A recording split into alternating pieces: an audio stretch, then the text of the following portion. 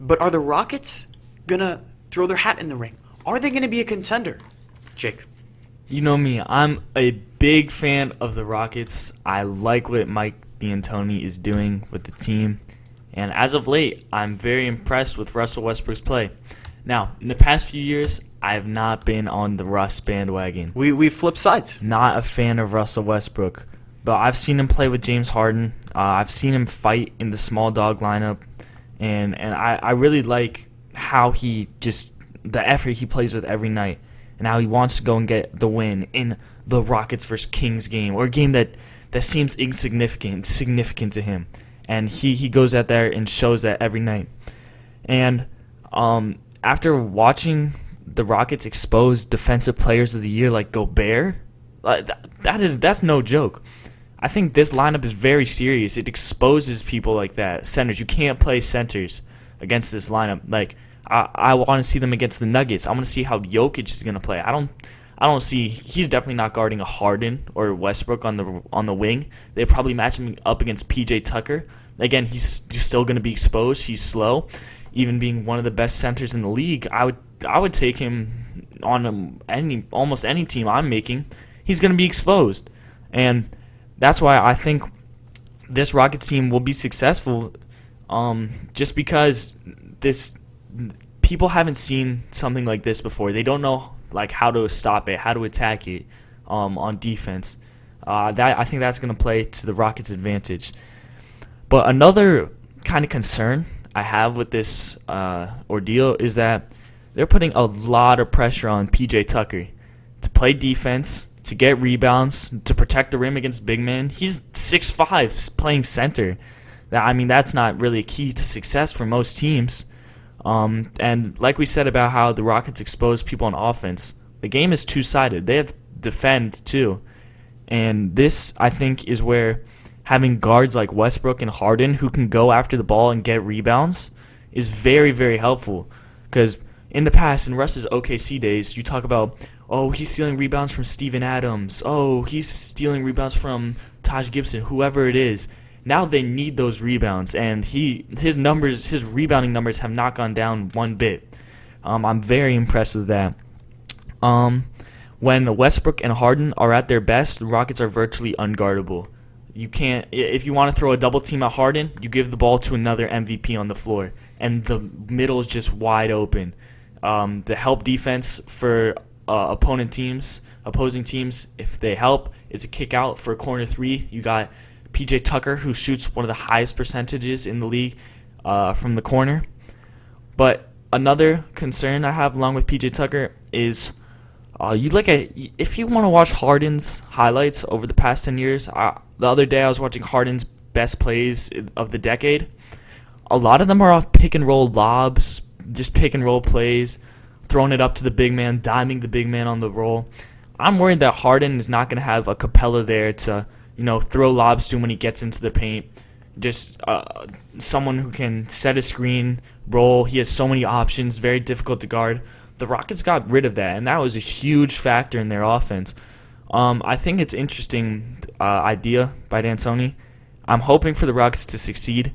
Realistically, I see them going against the Lakers or the Clippers in the semifinals. I see them falling in 6 to 7 games.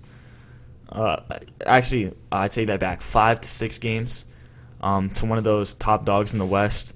But again, you can't take them lightly. When you have two MVPs rolling out onto the floor with no help defense, that's a scary sight for the opponents.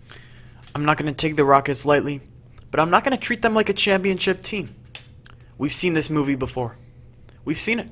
Last few years, Capella hasn't played in the fourth quarter. Did it mean they were some extravagant, new, fun offense? No, it didn't. Now, I know they have Westbrook now. They had Paul before. But is Russell Westbrook really that much better than Chris Paul? I don't think so. I don't buy it. And they lose Capella, so they lose that ability to have a pick-and-roll threat, as you mentioned, a guy that's going to be a lob threat in the dunker spot, a guy that's going to have the ability to defend an Anthony Davis, or a guy like that, much better than PJ Tucker. And they didn't really get much back. I mean, they got Robert Chisington in return, but I mean, he's all right. He's a two-way wing, but is he really going to be the difference in a Rockets playoff series compared to what happened before? No, he's not. And Harden and Westbrook are two perennial playoff chokers. They're the Lamar Jackson of the NFL until Lamar Jackson proves me wrong. I'm not trying to, but it's stylistically similar. The game changes. It's a different season. It's regular season and it's postseason. There's 2 seasons. And back to the refs swallowing whistles. That's what happens in the playoffs. Harden relies on fouls. And also, if the refs swallow whistles, how are they going to get rebounds? You're telling me that PJ Tucker is going to get a rebound over Anthony Davis? Let's say Lakers on offense. LeBron shoots, misses. Who's getting the rebound? Anthony Davis. And it's not like PJ Tucker can do anything about it because the refs are going to allow that physicality. Davis is going to throw him out of the way, dunk on him, and Lakers are going to win in 5 games. The reason I disagree with you there, going back to the playoff choking part, in the past, teams have been able to double team Westbrook and Harden consistently, knowing they don't really have a serious second option, a second option you have to worry about. If you're playing the Rockets, you say, all right, Harden's not getting anything. We'll let Chris Paul do whatever he wants. In the past, we'll let him throw lobs to Capella. We'll let him do whatever. Now, you double team Harden, you got Westbrook on the other side of the floor. You double team Westbrook, you got Harden on the other side of the floor. I think this completely changes the game for them. And neither of these guys have had the luxury of being able to sit out the game and sustain a lead or grow a lead.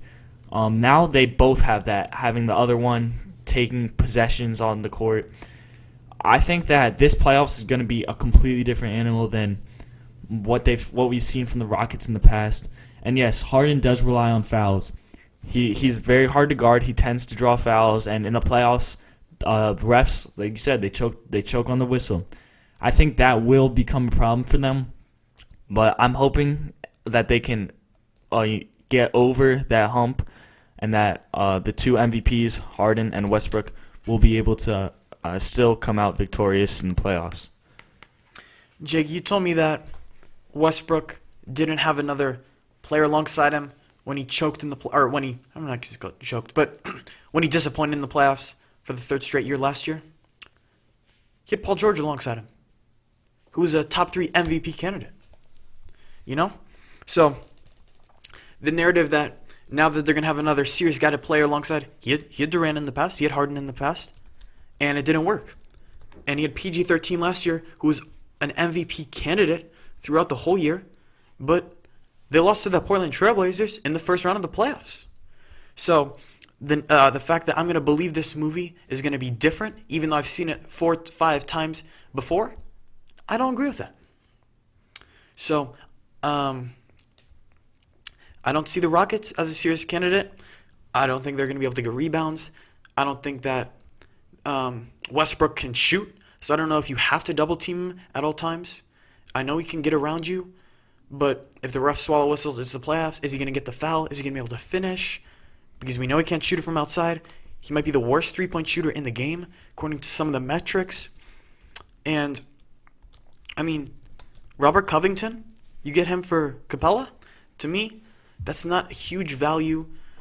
Now, I like the fact that they're committing to a certain identity. Like I mentioned with 76ers, they don't have an identity. Rockets at least have an identity, but I don't think it's a winning in the playoffs kind of identity. You mentioned Westbrook's three-point shooting, and I 100% agree with you there. Westbrook is not a shooter. He never was. He needs to get to the rim, which doesn't fit the the Houston style that they've been playing with. They're a three-point shooting team. But now this small ball opens up the middle like Westbrook's never had before. And you've seen just in the past 10 games, he's been attempting a lot less threes and getting to the rim. His field goal percentage has shot up, and he's overall just been more successful. I think if he continues to attack the basket, he's very difficult to guard. He's very athletic, strong, muscular. His jumping ability is unlike most others. His ability to finish through contact. I think he needs to play to his strengths. Teams will dare him to shoot. I think he still has to attack, get downhill, and if he does that, I think he'll be just fine. But you did say you thought they were going to lose in 5 or 6 to Lakers? Yeah, I do believe that. I don't think they have the answer to LeBron or AD, on the defensive end, despite their high power on the offensive end. So we disagreed while at the same time agreeing. I didn't realize we were on First Take.